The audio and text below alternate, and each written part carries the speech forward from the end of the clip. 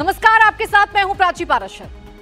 अब बात करेंगे भूकंप के डेंजर जोन की। दिल्ली एनसीआर समेत पूरे उत्तर भारत में आए दिन भूकंप के तेज झटके महसूस किए जा रहे हैं। कल देर रात भी दिल्ली समेत भारत के कई राज्यों में भूकंप के तेज झटके महसूस किए गए। कल आए भूकंप का केंद्र नेपाल था। नेपाल के जाजरकोट में कल रात 11:32 पर 6.4 तीव्रता का भूकंप आया। 6.4 तीव्रता वाले इस भूकंप ने भयानक तबाही मचाई। 150 से ज्यादा लोग मारे गए। भूकंप के एपिसेंटर जाजरकोट में 92 और रुकुम में 62 की जान चली गई और ये आंकड़ा अभी बढ़ता जा रहा है। भूकंप के झटकों से सैकड़ों मकानों को नुकसान पहुंचा है। कई मकान पूरी तरह जमींदोज हो गए हैं। मलबे में फंसे लोगों को बचाने के लिए बचाव और राहत कार्य युद्ध स्तर पर चल रहा है। रेस्क्यू टीम लगातार मलबे के नीचे फंसे लोगों को तलाश रही है। आप इन तस्वीरों को देखिए और अंदाजा लगाइए कि जिस वक्त भूकंप आया होगा उस वक्त यहाँ क्या आलम होगा। 6.4 तीव्रता वाले भूकंप ने इतनी तबाही मचा दी तो जरा सोचिए अगर तीव्रता 7 के ऊपर होती तो क्या मंजर होता। एक्सपर्ट का कहना है कि आने वाले 24 घंटे में भूकंप का आफ्टर शॉक भी आ सकता है, यानी भूकंप का जो खतरा है वो अभी पूरी तरीके से टला नहीं है, इसे आप ऐसे समझ सकते हैं। और ये भूकंप और भी ज्यादा खतरनाक हो सकता है क्योंकि 6.4 तीव्रता के भूकंप ने अभी नेपाल में तबाही मचा दी। ये तीव्रता अगर थोड़ी सी ज्यादा हो जाती तो क्या आलम होता, कैसा मंजर होता, इसका अंदाजा आप खुद लगा सकते हैं। नेपाल में भूकंप आया, भारत में हड़कंप मचा।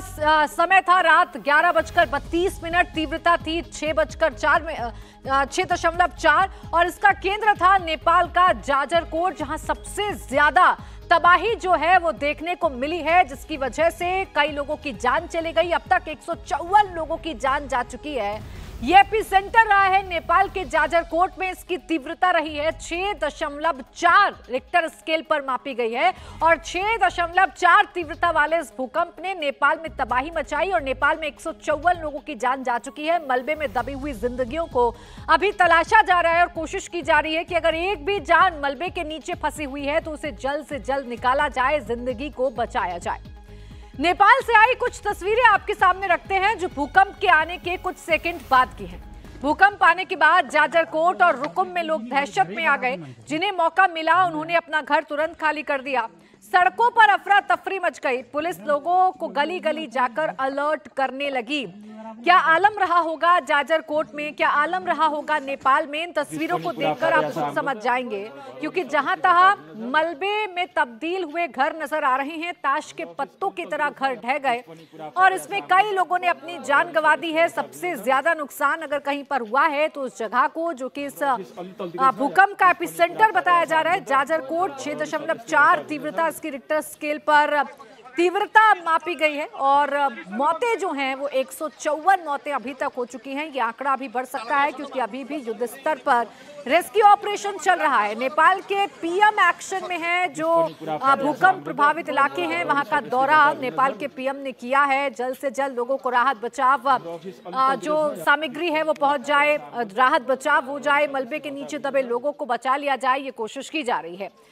नेपाल में भूकंप आता है और भारत में हड़कंप मच जाता है। कल रात भी यही हुआ। दिल्ली समेत भारत के कई हिस्सों में भूकंप का असर देखने को मिला। कल देर रात जब नेपाल में धरती डोली तो दिल्ली एनसीआर समेत उत्तर भारत के राज्यों में तेज झटके महसूस किए गए। उत्तर प्रदेश, बिहार, राजस्थान, उत्तराखंड से लेकर पंजाब तक के लोग दहशत में आ गए। करीब 1 मिनट तक लोगों ने भूकंप के तेज झटके महसूस किए। आलम यह था कि लोग अपने घरों से बाहर निकल आए। एपिसेंटर था नेपाल में जाजरकोट में, जहां सबसे ज्यादा तबाही इस भूकंप ने मचाई है, लेकिन इसका असर भारत में हुआ। इसके असर उत्तर भारत में देखने को मिला। उत्तर प्रदेश, उत्तराखंड, दिल्ली, बिहार, राजस्थान तक लोगों ने काफी देर तक इस भूकंप के तेज झटकों को महसूस किया है।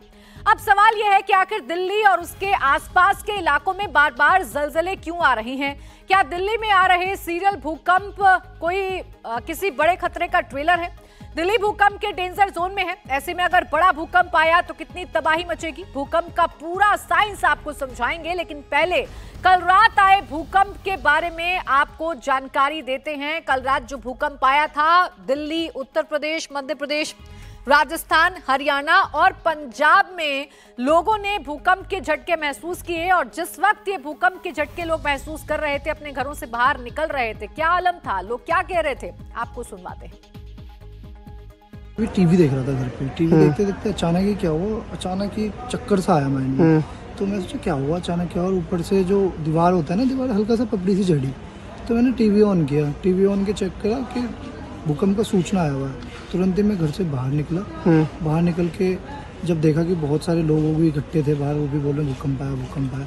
फिर उनसे पूछा, हार्ट बीट भी काफ़ी तेज़ हो गई थी ये सूचना देख के।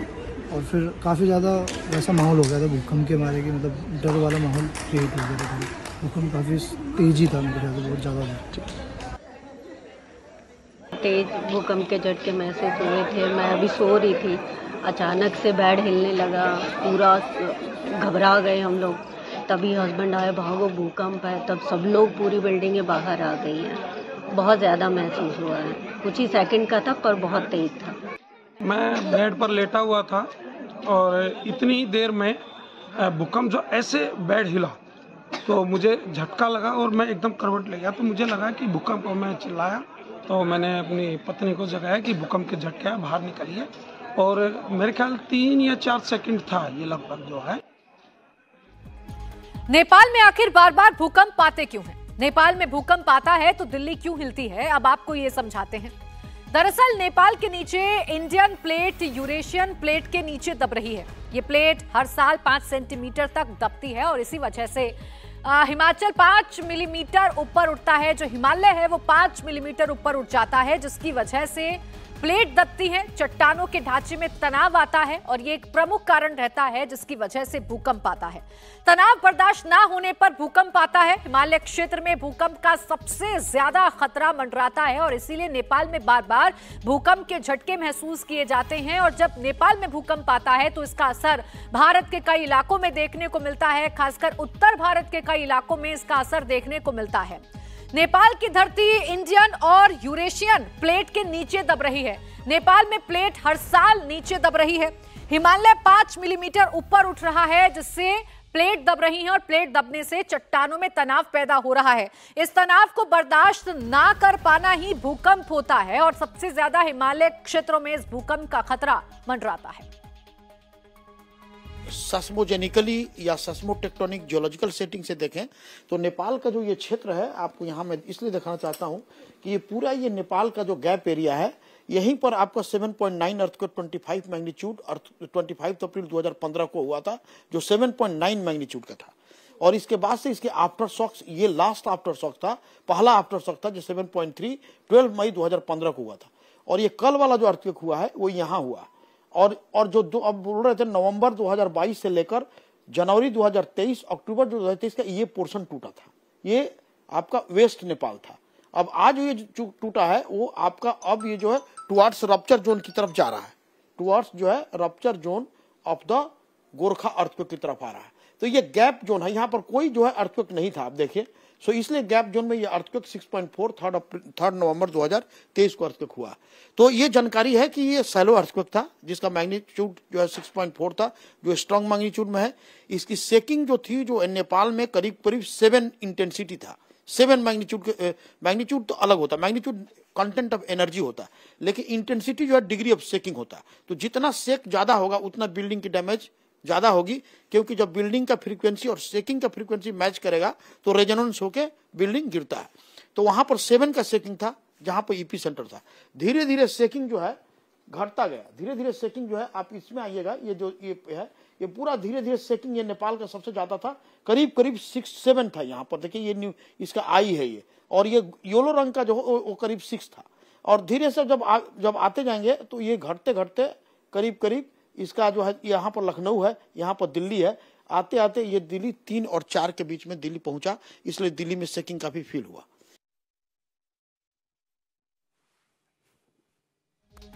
तो भूकंप का सबसे ज्यादा खतरा दिल्ली और एनसीआर पर मंडरा रहा है। दिल्ली को लेकर आशंका जताई जा चुकी है कि यहां कभी भी बड़ा भूकंप आ सकता है। एक रिपोर्ट के मुताबिक रिक्टर स्केल पर अगर भूकंप की तीव्रता 6 से लेकर 6.9 रही तो बिल्डिंग की ऊपरी मंजिल को काफी नुकसान पहुंच सकता है, कच्चे घर गिर सकते हैं। वहीं अगर तीव्रता 7 से 7.9 रही तो इलाके में भारी नुकसान आ सकता है, पूरी की पूरी बिल्डिंग गिर सकती है। भूकंप की तीव्रता 8 से 8.9 हुई तो सुनामी का खतरा रहता है। इमारतें और पुल ताश के पत्तों की तरह ढह सकते हैं।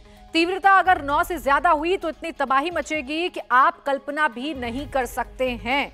तो दिल्ली में अगर भूकंप आता है और उसकी रिक्टर स्केल पर तीव्रता 6 या 6 से ज्यादा होती है तो भूकंप तबाही लेकर आ सकता है, भूकंप तबाही मचा सकता है और ऐसी तबाही दिल्ली में मच सकती है, इसको लेकर पहले ही चेतावनी दी जाती है। एक्सपर्ट्स के मुताबिक दिल्ली और एनसीआर में बार बार भूकंप आने की बड़ी वजह यह है हिमालयन रेंज में इसका आना और इसके अलावा यहां का घटता ग्राउंड वाटर लेवल, तेजी के साथ बन रही हाई राइज इमारतें और लगातार हो रहे अंडरग्राउंड निर्माण भी हैं। यानी जब भी नेपाल में भूकंप आएगा हिमालय के नीचे उथल पुथल होगी। दिल्ली और एनसीआर में झटके महसूस होंगे। एक हफ्ते में दिल्ली और एनसीआर में भूकंप के 2 झटके झेले हैं। तो दिल्ली एनसीआर में भूकंप के झटके, सबसे बड़ी वजह यह है कि हिमालयन रेंज में आता है और दूसरा यह है वाटर लेवल का कम होना और इसके पीछे सबसे बड़ी वजह है हाई राइज बिल्डिंग्स में इजाफा होना। अब भूकंप आता क्यों है तो ये भी हम आपको समझाते हैं। दरअसल धरती के अंदर 12 टेक्टोनिक प्लेट्स हैं। जब ये प्लेटें आपस में टकराती हैं तो इनमें से ऊर्जा पैदा होती है। जिस जगह पर ये प्लेट्स टकराती हैं उसे फॉल्ट लाइन कहते हैं। टकराव की वजह से उसके कोने मुड़ने लगते हैं। ज्यादा दबाव के चलते प्लेट्स टूटने भी लगती हैं, जिसकी वजह से पैदा हुई एनर्जी बाहर निकलती है और इसी एनर्जी की वजह से पैदा हुआ डिस्टर्बेंस भूकंप की वजह बनता है। वहीं जमीन की सतह के नीचे जहां पर चट्टान आपस में टकराती या टूटती हैं उस जगह को भूकंप केंद्र यानी कि एपी सेंटर कहा जाता है, जो इस बार जाजरकोट रहा है। भूकंप के लिहाज से देश को 5 सिस्मिक जोन में बांटा गया है, जबकि दिल्ली को 3 जोन में बांटा गया है। पहले आपको समझाते हैं कि भूकंप के लिए कैसे 5 जोन में बांटा गया है। जो 5 डेंजर जोन हैं वो क्या हैं। जोन नंबर 5 सबसे ज्यादा खतरनाक है। कश्मीर के कुछ इलाके, पश्चिमी और मध्य हिमालय, उत्तर और मध्य बिहार, नॉर्थ ईस्ट के इलाके, कच्छ का रण, अंडमान निकोबार के द्वीप समूह, ये जोन 5 में आते हैं, जिसपे सबसे ज्यादा खतरा रहता है। जोन 4 हाई डैमेज रिस्क, यानी कि अगर यहां पर ज्यादा तीव्रता के साथ भूकंप आता है तो ज्यादा डैमेज हो सकता है। वो है दिल्ली, पश्चिमी यूपी, नॉर्थ पंजाब, बिहार, बंगाल के कई इलाके, लद्दाख, हिमाचल प्रदेश, उत्तराखंड, सिक्किम, महाराष्ट्र के कुछ क्षेत्र और जम्मू कश्मीर। इन्हें जोन 4 में रखा गया है। जोन 5 वो है जो कि सबसे ज्यादा खतरनाक है, जहां पर अगर भूकंप आता है भूकंप की वजह से बहुत ज्यादा तबाही हो सकती है। जोन 4 वो है जहां पर भूकंप के झटके हल्के हल्के महसूस किए जाते हैं और अगर यहां पर भूकंप आता है तो हाई रिस्क जोन ये है।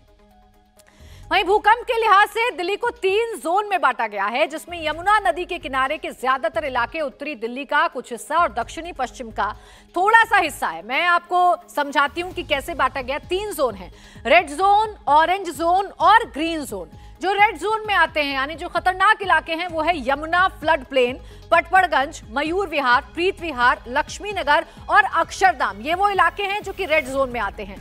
ऑरेंज जोन में आने वाले इलाके दिल्ली के कौन से हैं समझ लीजिए। Janakpuri, Wazirabad, Sarita Vihar, Geeta colony, Lutyens zone, Jahangirpuri, Rithala, Paschim Vihar, Rohini और नॉर्थ कैंपस। जबकि ग्रीन जोन यानी जहां सबसे कम खतरा है वो है जेएनयू, एम्स, छतरपुर, नारायणा, वसंत कुंज, हौस खास। तो 3 जोन में भूकंप के लिहाज से दिल्ली को बांटा गया है। सबसे खतरनाक ये रेड जोन है, जहां पर भूकंप का अगर ज्यादा भी रिक्टर स्केल पर तीव्रता होती है तो यहां पर तबाही हो सकती है। वो इलाके हैं यमुना फ्लड प्लेन, पटपड़गंज, मयूर विहार, प्रीत विहार, लक्ष्मी नगर और अक्षरधाम। कुछ जानकार तो ये भी कहते हैं कि भूकंप को रोका तो नहीं जा सकता, लेकिन इसके असर को घटाया जरूर जा सकता है। वहीं अगर भूकंप आता है तो फिर उसे कैसे बचें, ये भी हम आपको समझा देते हैं। अगर किसी बिल्डिंग में आप मौजूद हैं तो वहां से निकलकर फौरन खुली जगह में जाएं। किसी इमारत के आसपास ना खड़े हों। इमारत के नीचे आने के लिए लिफ्ट का इस्तेमाल ना करें। बिल्डिंग की सीढ़ियों से ही नीचे उतरें। खिड़कियां और दरवाजे खुले रखें। बिल्डिंग के सभी स्विच ऑफ करें। बिल्डिंग से नहीं उतर सकते हैं तो बेड या मेज के नीचे छिप जाएं।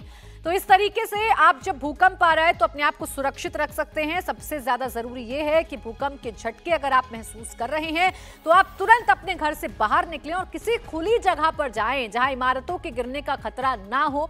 सबसे बड़ी बात यह है कि अगर आप हाई राइज बिल्डिंग्स में रहते हैं तो नीचे उतरने के लिए जिस वक्त भूकंप आ रहा है आप लिफ्ट का इस्तेमाल ना करें, आप सीढ़ियों का ही इस्तेमाल करें। अभी जो अर्थक्वेक आया होगा तो उस लोगों को मैं ये अपील करता हूं कि यदि आप देखिए कि इस में आपकी बिल्डिंग में कितने क्रैक्स आए हैं और कितने फ्रैक्चर्स हुए हैं, कहां डैमेज का है, तो आप सीलिंग में के नीचे न सोएं। उस क्रैक्ड बिल्डिंग में आप जो है न करें, क्योंकि अभी 25-24 घंटा जो है उसमें माने एहतियात बरतना कि कहीं आफ्टर शॉक छोटा आया तो मान लीजिए कि वो क्रैक जो है और रीइंफोर्स होकर बिल्डिंग गिर सकता है। तो ये डिपेंड करता है कि उनके बिल्डिंग के क्या स्ट्रक्चर का कंडीशन है अभी वो जानते हैं। और पुराने बिल्डिंग जो है वो यदि है तो अब उसको मजबूतीकरण कहा जाता है हिंदी में, उसके